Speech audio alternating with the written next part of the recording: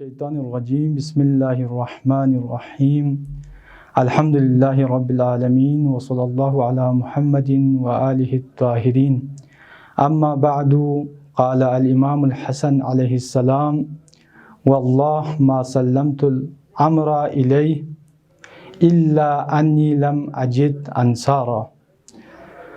محترم سامعین محترم سامعین و ناظرین، سب سے پہلے ولادت امام حسن علیہ السلام کی مناسبت سے آپ کی خدمت میں ہدیہ تبریک عرض کرتا ہوں۔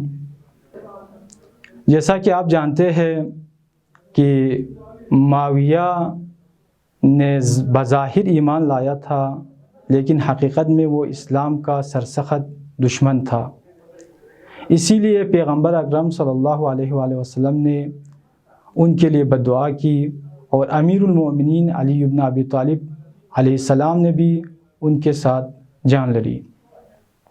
لہٰذا ممکن ہے ہمارے اذہان میں یہ سوال آ جائے کہ امام حسن علیہ السلام نے معاویہ کے ساتھ کیوں صلح کی۔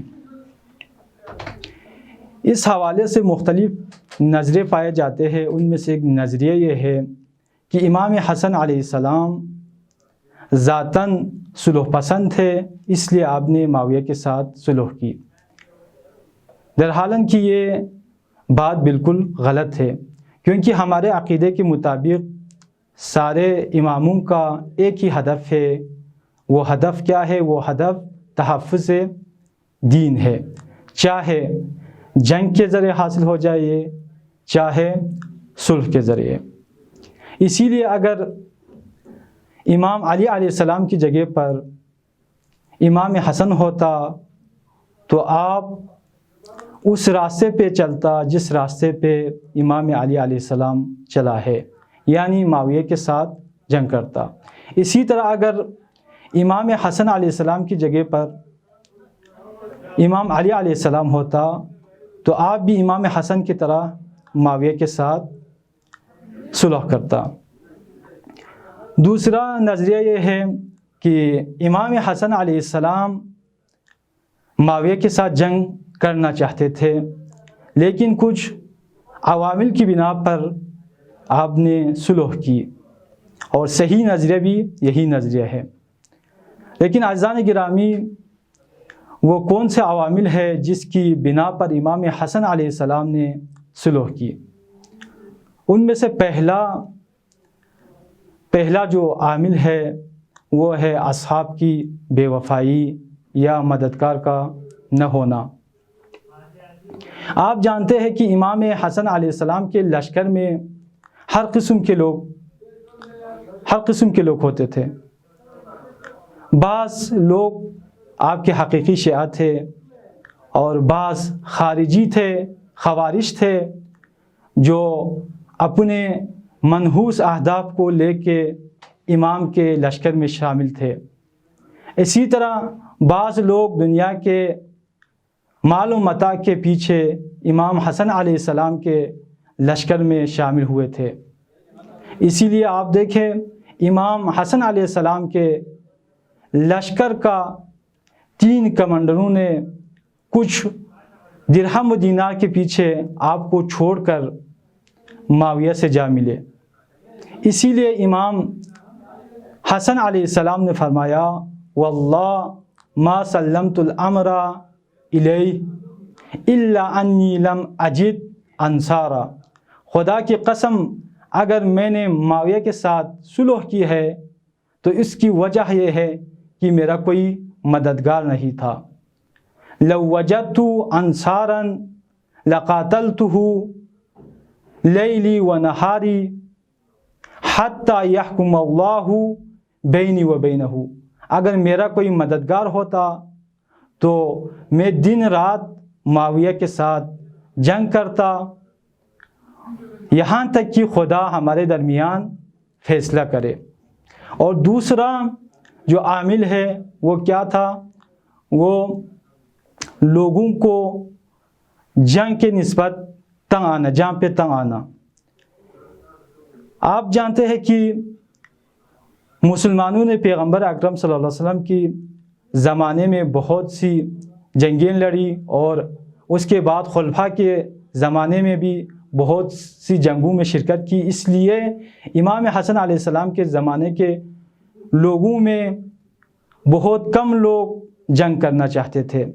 اسی لیے امام حسن علیہ السلام نے فرمایا، انی رأیت ہوا عظم الناس فی الصلح، میں نے دیکھا لوگوں کا چاہت صلح میں ہے، وکرہ الحرب، اور جنگ کو پسند نہیں کرتے ہیں لوگ، لہٰذا میں نے نہیں چاہا کہ ان کو ایک ایسی چیز پر مجبور کروں جس کو وہ لوگ پسند نہیں کرتے ہیں۔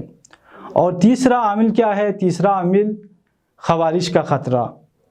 اگر امام حسن علیہ السلام معاویہ کے ساتھ جنگ کرتا تو خوارج اس موقع سے فائدہ اٹھاتے ہوئے اسلامی ممالک پر مسلط ہوتے، اس لیے امام علیہ السلام نے معاویہ کے ساتھ صلح کی۔ اور چوتھا عامل کیا ہے؟ چوتھا عامل یہ تھا کہ امیر المومنین کے شیعوں کی جان اور مال کا حفاظت کرنا، یہ بھی ایک عامل میں سے ہے۔ لہٰذا امام علیہ السلام نے فرمایا کہ کسی نے امام پر تنقید کیا کہ آپ نے کیوں صلح کی، تو آپ نے فرمایا، میں نے اگر صلح کیا ہے تو تمہارے بقا کے لیے کیا ہے،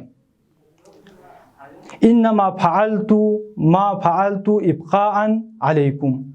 اور ایک جگہ پر آپ نے فرمایا ابو سعید سے مخاطب ہو کر کہ اگر میں معاویہ کے ساتھ صلح نہیں کرتا تو ہمارا کوئی بھی شیعہ روئے زمین پر نہیں رہتا، باقی نہیں رہتا۔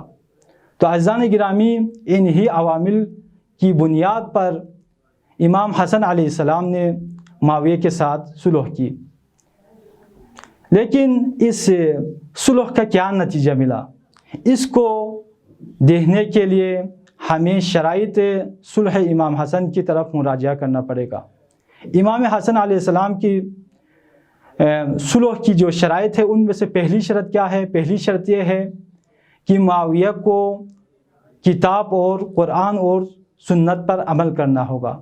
یعنی امام نے اس شرط کے ذریعے لوگوں کے لیے یہ واضح کر دیا کہ معاویہ ابھی تک قرآن اور سنت پر عمل نہیں کر رہا ہے۔ گویا امام نے معاویہ کا حقیقی چہرہ لوگوں کے لیے واضح اور روشن کیا۔ اور دوسری شرط یہ تھی کہ معاویہ کو حق نہیں ہے کہ وہ اپنے بعد کسی کو خلیفہ بنائے۔